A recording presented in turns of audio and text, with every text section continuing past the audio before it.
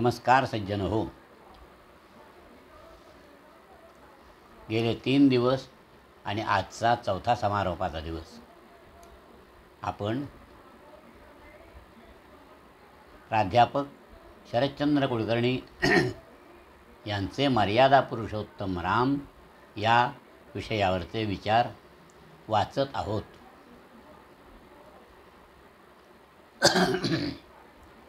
मुक्ती यूट्यूब कीर्तनमाला या चॅनलमध्ये आपलं स्वागत.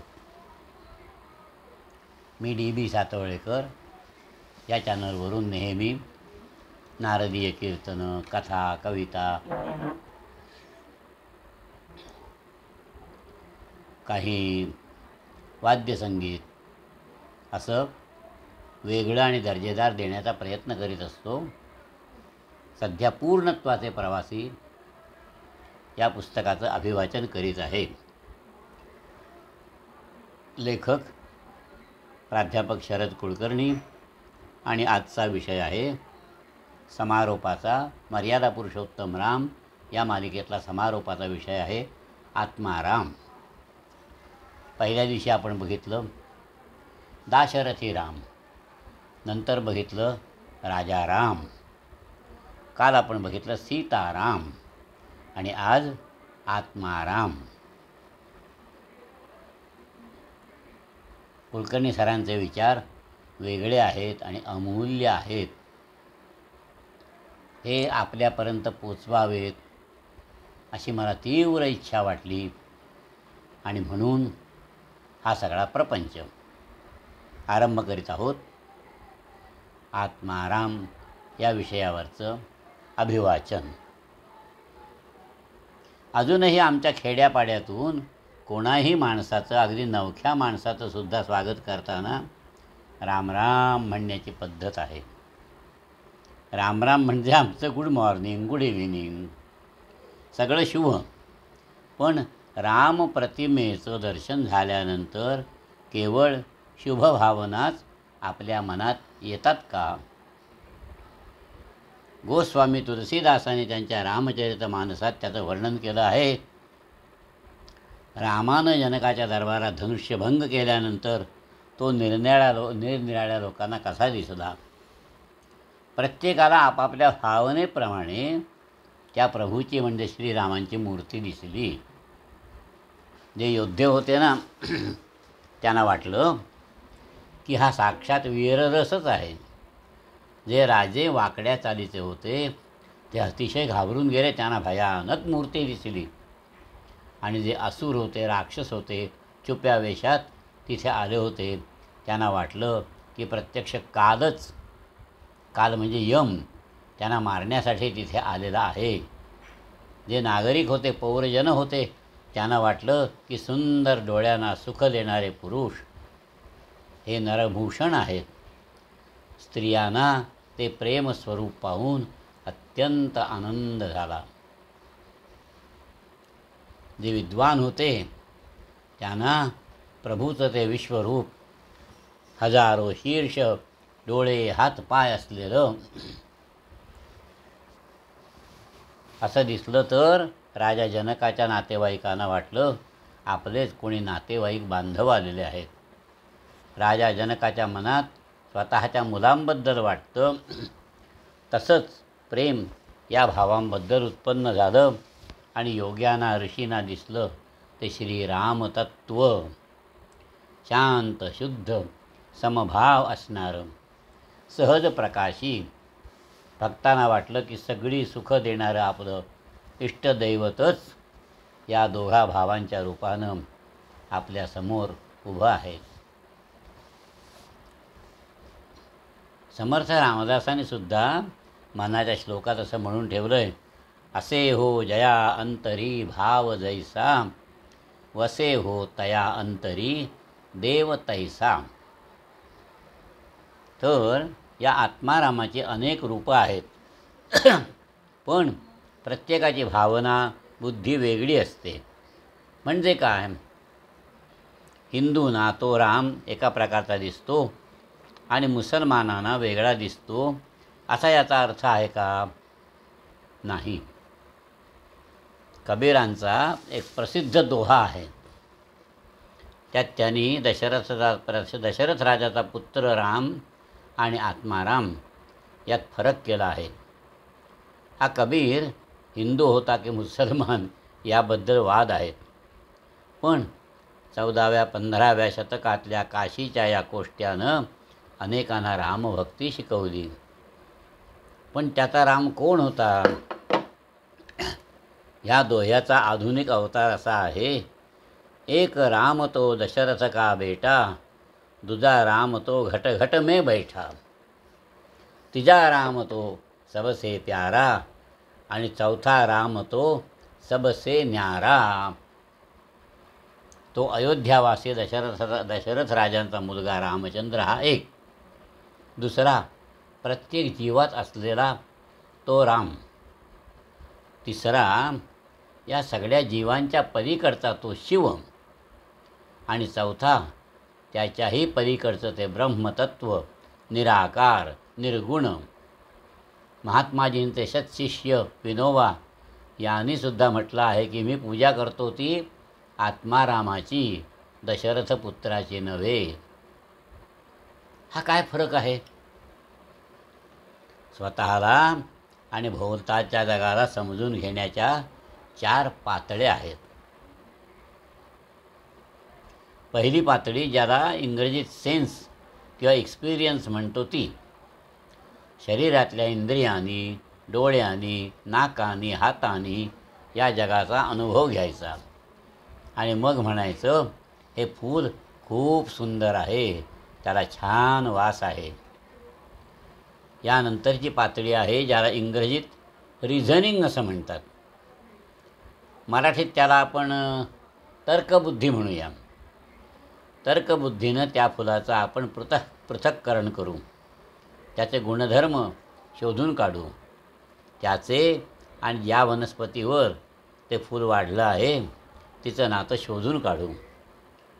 प्रियेच्या बाबतीत तिच्या केवळ रूपावर न भाळता तिच्या गुणदोषांचं मोजमाप करू, तिची इतराशी तुलना करू, मूल्यमापन करू. मूल वाढायला सुरुवात करतं त्यावेळी ते पहिल्या पातळीवर असतं. ते कुमारवयात येईपर्यंत दुसऱ्या पातळीवर आलेलं असतं. आणि आता यापुढची पातळी शहाण्या बुद्धीची. त्याच्याकरिता गरुडाची भरारी लागते. उंच उडी घेऊन पर्वताच्या शिखरावर बसून विहंगम दृष्टीनं भोवतालच्या घटनांकडे बघावं लागतं. Birds I view. स्थलकाळाचा भेद विसरून, बाजूला सारून या घटनांच्या मुळाकडे, त्यांच्या आपापसातल्या नात्यांकडे पाहावं लागतं. आणि मग या सृष्टीत दडलेली रचना दिसायला लागते. Cosmic order. Nixon, Kissinger, Stalin, Hitler, Genghis Khan आणि रावण यांच्यातलं साम्य जसं लक्षात येतं तसंच Plato, Shankaracharya, Thomas Aquinas, Dnyaneshwar, किंबहुना ज्ञानेश्वर आणि आईन्स्टाईन यांच्यामधलं सुद्धा साम्य लक्षात यायला लागतं. आणि याच पातळीवरचा अभ्यास पूर्ण झाला की मनुष्य 4थ्या पातळीवर जातो. आणि ती पातळी आहे गीतेत वर्णिलेल्या स्थितप्रज्ञाची पायरी. या पातळीवर आत्मारामाची अनुभूती येते. आत्मारामाचा शब्दशः अर्थ असा आहे, आत्म्याला जिथं आराम मिळतो, जिथे तो सगळ्या स्थलकाली टिकणारा आनंद मिळतो, ती स्थिती. हीच ती संतांची अमृतानुभवाची स्थिती. हीच ती ब्रह्मानंदाची पातळी. हीच ती पूर्णत्वाची पातळी. जीसस ख्रिस्त, आद्य शंकराचार्य, बुद्ध, ज्ञानेश्वर हे त्या पातळीवरून आपल्याशी बोलत असतात. पण आपल्याला ती भाषा समजत नाही आणि म्हणून मग आपण त्यांनाच खोटारडे म्हणतो, ढोंगी म्हणतो, अवास्तव लिहिणारे असं म्हणायला लागतो. एका थोर लेखकानं लिहिलं आहे, ज्याने वर लिहिलेल्या दुसऱ्या पायरीवर तर्कबुद्धीवर प्रभुत्व मिळवलं आहे, थोडासा तिसऱ्या पातळीवर सुद्धा प्रवेश केला होता. त्याने आद्य शंकराचार्यावर हा दांभिकतेचा, वास्तवाशी प्रतारणा करण्याचा आरोप केला आहे. त्यांचं नाव आहे दामोदर धर्मानंद कोसंबी. त्यांचं पुस्तक आहे भारतीय प्राचीन समाज संस्कृती संवर्धन. त्यांच्या म्हणण्याप्रमाणे शंकराचार्यांनी ब्रह्मसत्यम जगन्मिथ्या असं म्हणून हिंदू समाजाला मायावाद शिकवला. त्यामुळे हिंदू समाज ढोंगी झाला. तो दुटप्पीपणानं बोलायला लागला. देवळात जाऊन मुंग्यांना साखर घालील, पक्ष्यांना दाणे देईल, ब्राह्मणांना दक्षिणा देईल आणि घरी आल्यावर काळा बाजार करील, इतरांना फसवून पैसे मिळविल, घरातल्या नोकरांना पशुप्रमाणे वागविल. इकडे अद्वैताचं, परमेश्वराचं प्रेमाचे अभंग म्हणत असताना अस्पृश्यता पाळील, गरिबांना लुबाडील, वरच्या अधिकाऱ्याला लाच देईल म्हणजे करप्शन, आणि खालच्या नोकराला लाथ मारील. एखादी सासू तोंडानं काशीला जाते, पंढरपूरला जाते असं बोलत राहील, पण घरातल्या चुलीवरची सत्ता ही सुनेच्या हाती काही देणार नाही. अशा सगळ्यांना मायावादानं दुटप्पीपणा शिकवला असं या विद्वानांचं म्हणणं. काय होता हा मायावाद? एक दंतकथा आहे. शंकराचार्य म्हणे एकदा काशीच्या रस्त्यावरून चालले होते. बुद्धाच्या काही अनुयायांनी जो शून्यवाद मांडला होता ना, त्याचंही ते खंडन करीत आणि कर्मठ वैदिक ब्राह्मणांनी ज्याचं स्तोम माजवलं होतं, त्या कर्मकांडाच्या सुद्धा ते विरुद्ध होते. ते म्हणत, या बाह्य आचारांच्या जंजाळात अडकून पडू नका, हे सगळं मिथ्या आहे, त्याच्या पलीकडे जा, ते ब्रह्मतत्व फक्त सत्य आहे. आता हे त्यांचं म्हणणं त्यावेळच्या बऱ्याच प्रतिष्ठितांना रुचत नसे. तेव्हा त्याने काय केलं, शंकराचार्यांची फजिती करायची असं ठरवलं. चालता चालता शंकराचार्य एका बोळात आले. तेवढ्यात समोरून त्यांच्या अंगावर एक मारका हत्ती सोडण्यात आला. शंकराचार्य मागे वळले आणि पळायला लागले. तेव्हा एक कर्मठ ब्राह्मण त्यांना म्हणाला, अहो ब्रह्मसत्यम जगन्मिथ्या म्हणणारे तुम्ही, हा गज म्हणजे हत्तीसुद्धा मिथ्या आहे, त्याला बघून पळण्याचं काय कारण? अहो ते शंकराचार्य होते. ते म्हणाले, गजोपि मिथ्या पलायनम अपि मिथ्या. अहो हे पळणंसुद्धा मिथ्याच आहे. गंमत काय आहे की हे मिथ्या प्रकरण आम्हाला फारसं समजलेलंच नाही. पण आईन्स्टाईनची थिअरी ऑफ रिलेटिव्हिटी तरी किती जणांना समजते? त्याच्या म्हणण्याप्रमाणे मी ज्या पेन्सिलीने आत्ता लिहितो आहे, ज्या कागदावर लिहितो आहे, ज्या खुर्चीवर बसून लिहितो आहे, त्या सगळ्यामध्ये शक्ती आहे, एनर्जी आहे. तिचं गणितसुद्धा त्याने मांडलं आहे. पण म्हणून मी जर म्हटलं की अहो आईन्स्टाईन साहेब, मला तर ही पेन्सिल वापरत असताना झटका बसत नाही, माझी खुर्ची ही थंड आहे, ती काही तुमच्या अणुबॉम्बप्रमाणे फुटून मला उडवत नाही, तर आईन्स्टाईन साहेब आणि त्यांच्या खांद्यावर बसलेला तो डॉक्टर कापरा काय म्हणेल? काही म्हणणार नाही. ते फक्त हसतील. आजोबा आपल्या छोट्या नातवाच्या खेळाकडे बघून हसतात ना, तसे. प्रत्येक घटनेकडे पाहायच्या वेगवेगळ्या विचारांच्या बैठकी असतात, थिअरीज असतात. यापैकी कोणती थिअरी अधिक श्रेष्ठ की जिच्यामुळे आपण जास्तीत जास्त घटना, त्यांच्यामधली नाती, स्थलकालाच्या मर्यादा ओलांडून समजून घेऊ शकतो? शंकराचार्यांचं अद्वैत तत्त्वज्ञान ही एक अशी श्रेष्ठ थिअरी आहे की जशी आईन्स्टाईनची थिअरी ऑफ रिलेटिव्हिटी आहे. आणि या दोन थिअरीमध्ये फरक होऊ शकतो का? अर्थातच.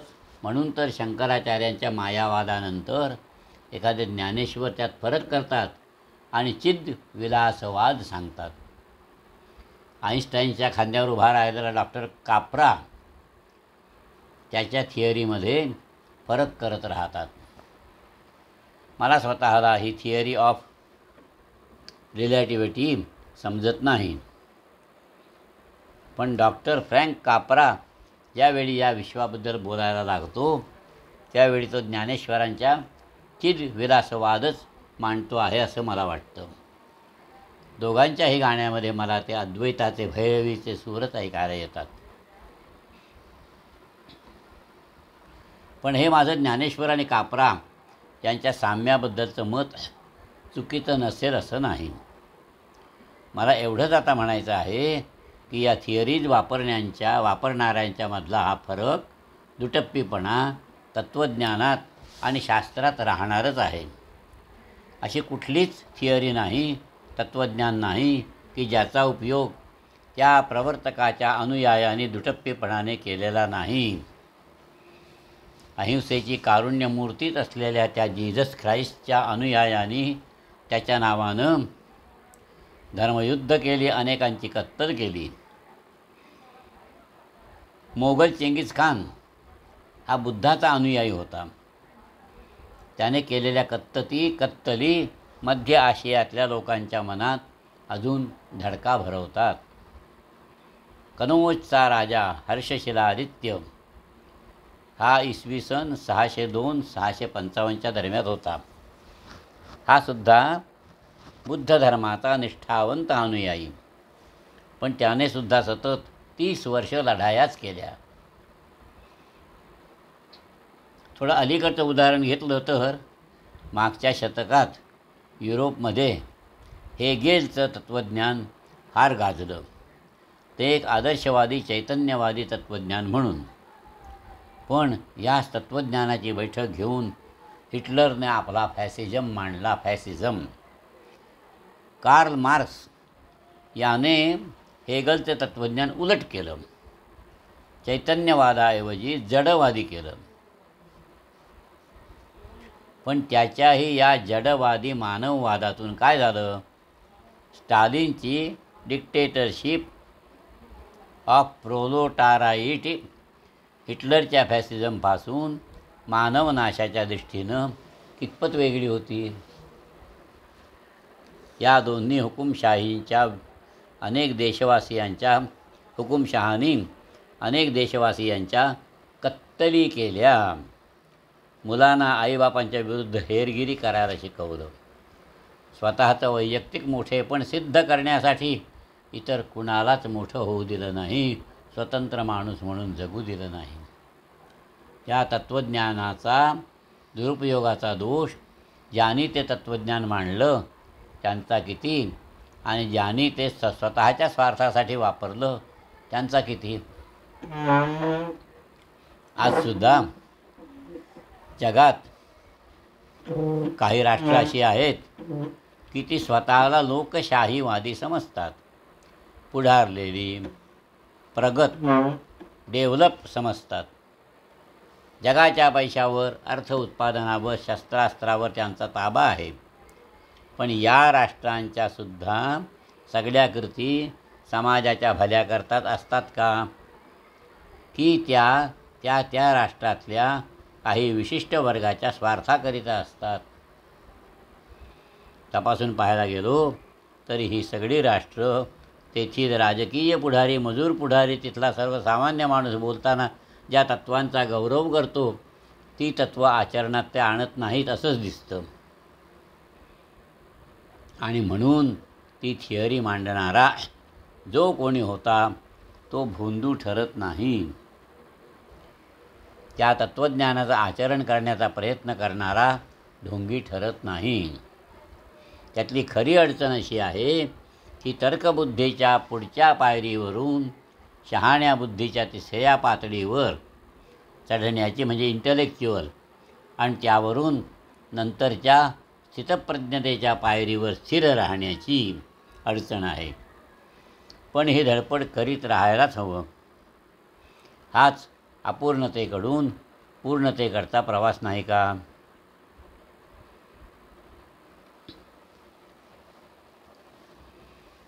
खरं तर शंकराचार्यांनी असंही लिहून ठेवलं आहे की जरी वेदाने सांगितलं अग्नी थंड आहे जरी वेदाने सांगितलं तरी ते चूकच. केवळ वेदाने सांगितलं म्हणून कोणतीच गोष्ट मान्य करू नका, प्रत्यक्ष अनुभव घ्या. पण प्रत्यक्ष ह्याचा अर्थ चर्मचक्षुनीच नव्हे. तुझी तर्कबुद्धी वापर, तुझी सम्यक दृष्टी जागी कर आणि मग तुझी बुद्धी स्थितप्रज्ञासारखी होईल. त्यावेळी या विश्वामागचं जे सूत्र ब्रह्म त्याचं तुला दर्शन होईल. त्यावेळी मग ब्रह्मसत्यम जगन्मिथ्या याचा अर्थ तुला कळेल. हे विश्व त्या एकाच चित्तचा चैतन्याचा विस्तार आहे, विलास आहे. हा ज्ञानेश्वरांचा चिद्विलासवाद. हे सगळं विश्व अणुरेणूंनी भरलेली ही सृष्टी एकाच शक्तीचं विविध रूपात प्रगटीकरण झालेलं आहे आणि हा आईन्स्टाईनचा सिद्धांत.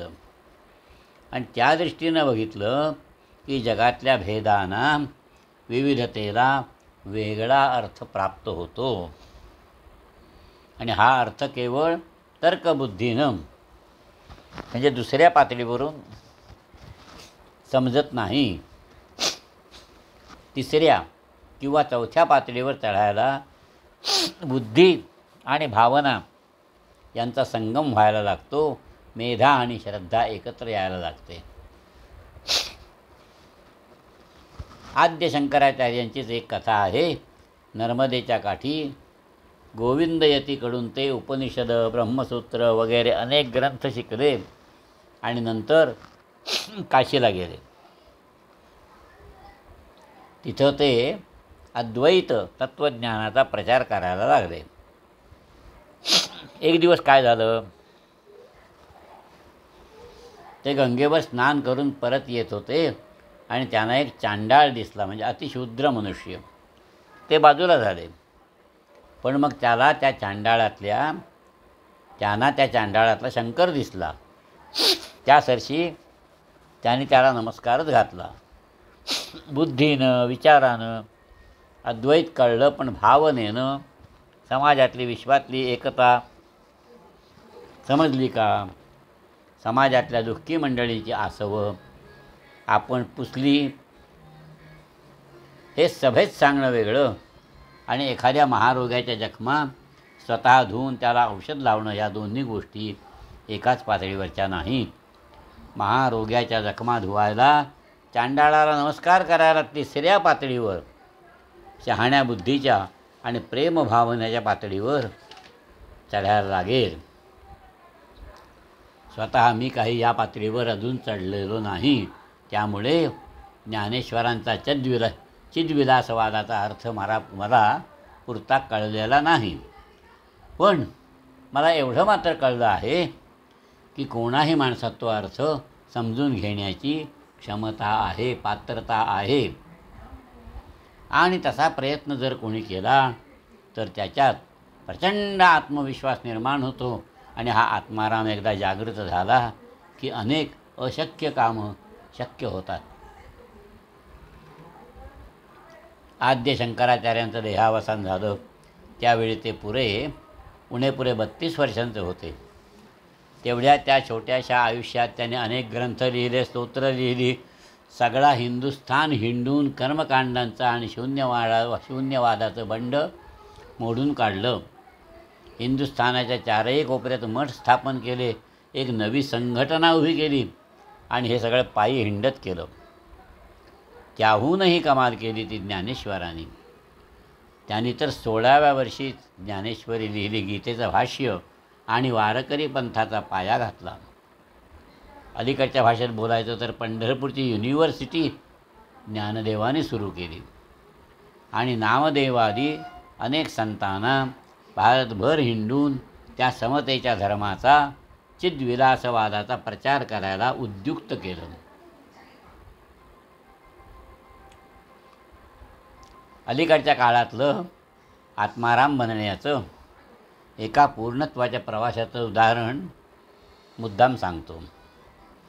मागे एकदा ताराबाई मोडकांचा मी उल्लेख केला होता.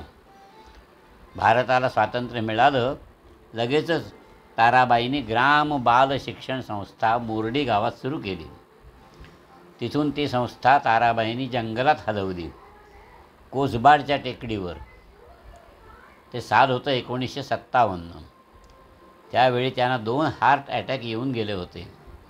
त्यांचे सगळे मित्रमैत्रिणी सांगायला लागल्या, आता संस्थेचा विस्तार करीत बसू नका, तुमच्या मागे कोण चालवणार.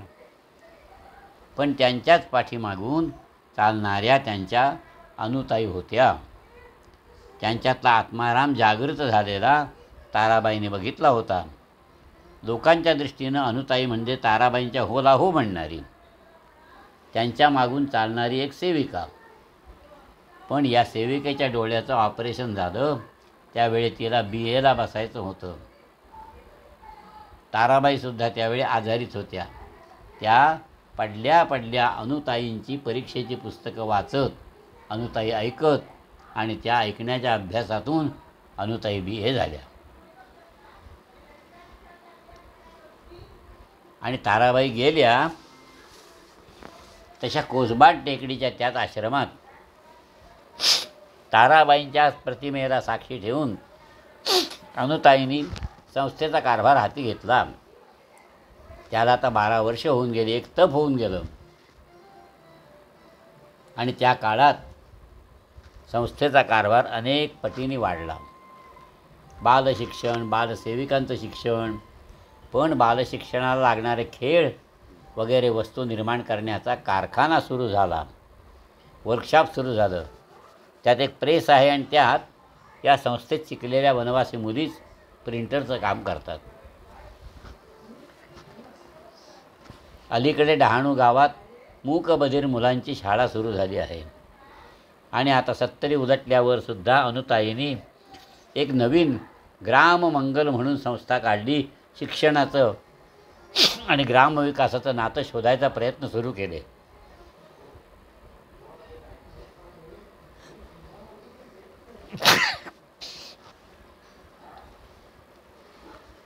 ही बाई लहान मुलांच्यात बसली ना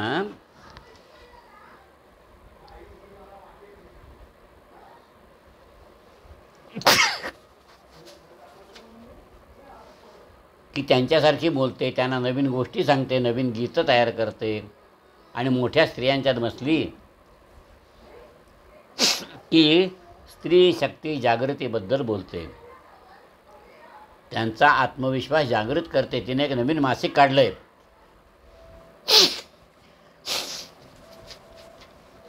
नाव ठेवलं सावित्री. आणि त्याच संस्थेत डहाणू इथे शाळासुद्धा चाललेली आहे. दिल्लीला आणि भारतात इतर ठिकाणी सेमिनार्समधून बोलायला अनुताईंना आमंत्रण येतात. त्या एखाद्या वनवासी मुलीला बरोबर घेऊन जातात. तिथल्या पंडितांना सुचवतात, नुसतं बोलघेवड्यासारखे पेपर्स वाचत बसू नका, माझ्याबरोबर या, काम करा, नवीन निर्माण करा. आणि या आत्मारामानं हो, स्त्रीसुद्धा आत्माराम होऊ शकते. अनेक अहिल्यांचा आणि गौतमांचा सुद्धा उद्धार केला आहे. त्यातली एकच गोष्ट सांगतो.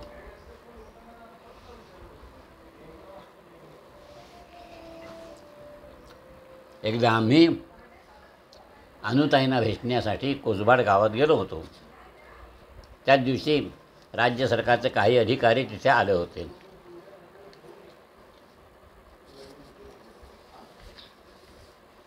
त्यांच्याशी आणि अनुताईंशी मी बोलत होतो. तेवढ्यात कोणीतरी एक माणूस आमचे फोटो काढताना मला दिसला. मला वाटलं की तो सरकारी मंडळीपैकी कोणी असावा. नाहीतरी प्रसिद्धीची हाव या मंडळींना असतेच, तेव्हा त्यांनीच त्याला बरोबर आणलेला असावा. पण मग कळलं तो त्यांच्यापैकी नाही. अनुताईंना विचारलं, हे कोण? त्या म्हणाल्या, नंतर सांगेन. आणि दुसऱ्या दिवशी त्याने त्याची कथा सांगितली.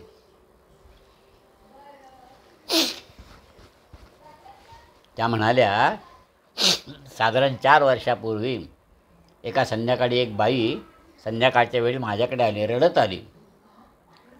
बरोबर एक पिशवी होती, अतिशय घाबरली होती. तिला मी विचारलं, तू कोण, कुठली? तिने सांगितलं, माझा नवरा तिला वरचेवर मारतो, मुलांच्या समोर तिचा अपमान करतो, म्हणून ती पळून आली आहे. आता रात्रीची वेळ, कुणाही माणसाला, प्राण्यालासुद्धा अभय देणं हे आश्रमाचं, रामाचं ब्रीद. तेव्हा अनुताईने तिला ठेवून घेतली आणि मग दुसऱ्या दिवशी तिची अधिक माहिती मिळवली आणि मग ठरवलं हिला शिकवायला हवी आहे.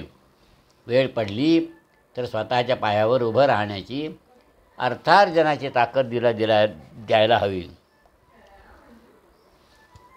आणि मग त्याने तिच्या नवऱ्यालासुद्धा पत्र लिहून टाकलं. थोड्या दिवसांनी तो नवरा रागारागानं कोसबाड गावात आला. बायकोवर माझा हक्क आहे, मी तिला मारीन नाही तर जाळीन, तुम्हाला त्यात पडायचं काही कारण नाही, असं सांगायला लागला. अनुताई त्याला म्हणाल्या, दांडगाई करण्याचं काही कारण नाही, ती तुमच्याबरोबर येणार नाही, ती इथंच राहील, शिकेल. तुम्हाला कधी सौजन्यानं भेटावंसं वाटलं तर तुम्ही इथे येऊन तिला भेटायला काही हरकत नाही. अनुताईंचं ते न रागावता पण स्पष्ट आणि निकराचं बोलणं ऐकलं. नवरा निघून गेला. नंतर पुन्हा 1 महिन्याने आला. आता त्याच्यात थोडा बदल झाला होता. संसार रथाचं एक चाक नसताना रथ कसा हाकणार, त्यातल्या अडचणी त्याला कळत होत्या. मुलांची जबाबदारी पेलवत नव्हती, पण तरीसुद्धा पुरुषी मगरुरी कायम होती. अशाच 2-3 भेटी झाल्या आणि अनुताईंनी सांगितलं, हिचा बालसेविकेचा कोर्स पुरा झाल्याशिवाय ती तुमच्याबरोबर येणार नाही. कोसबाडच्या वातावरणाचा त्या बाईवरसुद्धा परिणाम झाला. ती अनेक गोष्टी शिकत होती. स्वयंपाक अधिक चांगला कसा करायचा, मुलांबरोबर खेळायचं कसं, देशात काय चाललं आहे, स्त्री शक्ती जागृती म्हणजे काय, असे अनेक प्रकारचे विचार जागृत होत होते.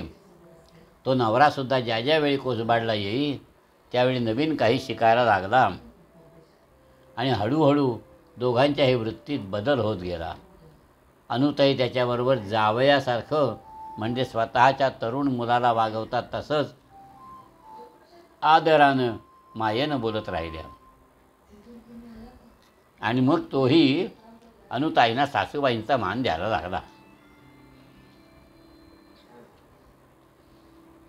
तो स्वतः उत्तम फोटोग्राफर होता. त्या दृष्टीनं आपण संस्थेची काही सेवा करू शकतो का, हे बघायला लागला. या गोष्टीला बरीच वर्ष झाली, पण अजूनही बरेच वेळा तो मुंबईहून येतो, कोसबाडला येतो, सगळा दिवस राहतो, संस्थेचं काही काम असेल तर करतो, कोसबाडची शुद्ध हवा अनुभवतो आणि परत जातो. आता त्याचा संसार छान चालू आहे. अर्थात अशा सगळ्याच अहिल्यांचे संसार अनुताईंनी पुन्हा सुरळीत केले असं नव्हे. कित्येक स्त्रियांचे दुःख त्यांना पोटात ठेवावी लागली. त्या स्त्रियांना धीर द्यावा लागला. त्यांच्यातली कधी सावित्री तर कधी दुर्गा त्या जागी करतात. हे काम अनुताई सातत्यानं करीत आहेत. त्यांच्यातल्या आत्मारामाचं काम आहे असं मला वाटतं. एकनाथांचं एक प्रेमळ पद आहे, मन रामी रंगले अवघे मनचे राम झाले हो, सबाह्य अभ्यंतरी अवघे रामरूप कोंदले हो. आत्मरामाचे ध्यान लागले मज कैसे हो, क्रिया कर्म धर्म अवघे येण्याची प्रकाशे हो, सत्यमिथ्या प्रकृती पर अवघा रामचे भासे हो, सबाह्य अभ्यंतरी अवघे रामरूप कोंदले हो, मन रामी रंगले अवघे मनचे राम झाले हो.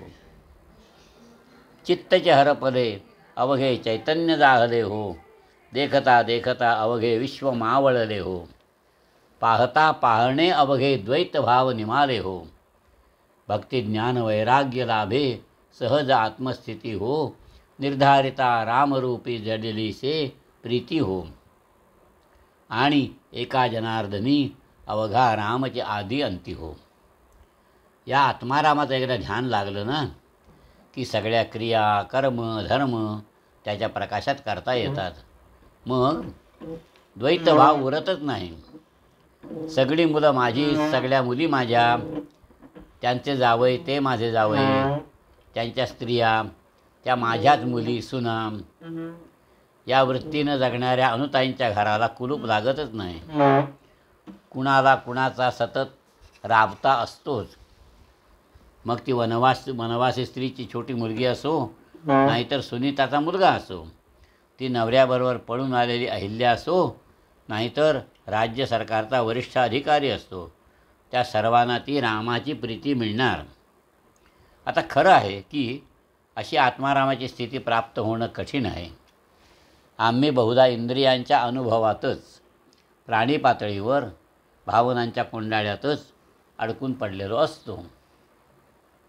त्या खोट्या मिथ्या म्हणजे खालच्या पातळीवरच्या अनुभवातून बाहेर पडून तर्कबुद्धी ओलांडून आपण गरुड भरारी मारू शकू का? तो कैलासीचा राणा शंकर पर्वतावर भस्म लावून बसतो आणि रामाचं ध्यान करतो. त्यावेळी त्याला शांती मिळते अशी पुराणकथा आहे. भस्म कसलं हो? स्वतःच्या अहंकाराचं भस्म, रागलोभाचं भस्म, दुसऱ्याबद्दलच्या मत्सराचं असूयेचं भस्म. हे जाळून त्या पर्वत शिखरावर बसायला हवं.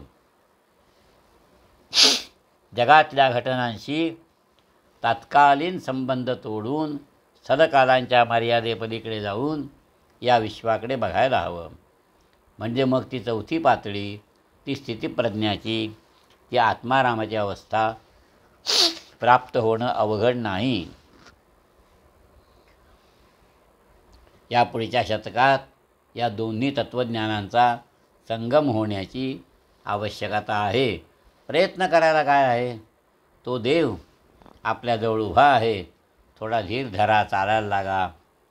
तो राम आईसारखाच कृपाळू आहे. त्याला तुमचा अभिमान आहे. तुमची उपेक्षा अवहेलना तो कधीच करणार नाही. तुमच्या थोड्याशा प्रयत्नांचीच तो वाट बघत आहे. हे प्रयत्न करताना थोडे धडपडलात तरी गडबडू नका. प्रयत्न चालू ठेवा. तुमच्यातला आत्माराम जागा करा. मग सगळा आनंद तुमचाच आहे. हा आत्माराम होण्याचा, पूर्ण पुरुष होण्याचा प्रवास हाच मानवी जीवनाचा अर्थ आहे. समर्थ रामदास सांगून गेले, सदा सर्वदा देव सन्निध आहे. सदा सर्वदा देव सन्निध आहे. कृपाळूपणे अल्पधारिष्ट पाहे. कृपाळूपणे अल्पधारिष्ट पाहे. सुखानंद आनंद कैवल्यदानी आणि नुपेक्षी कदा रामदासाभिमानी. जय जय रघुवीर समर्थ. आज मर्यादा पुरुषोत्तम राम ही मालिका समाप्त झाली. यानंतर आपण दुसरा विषय बघू. धन्यवाद.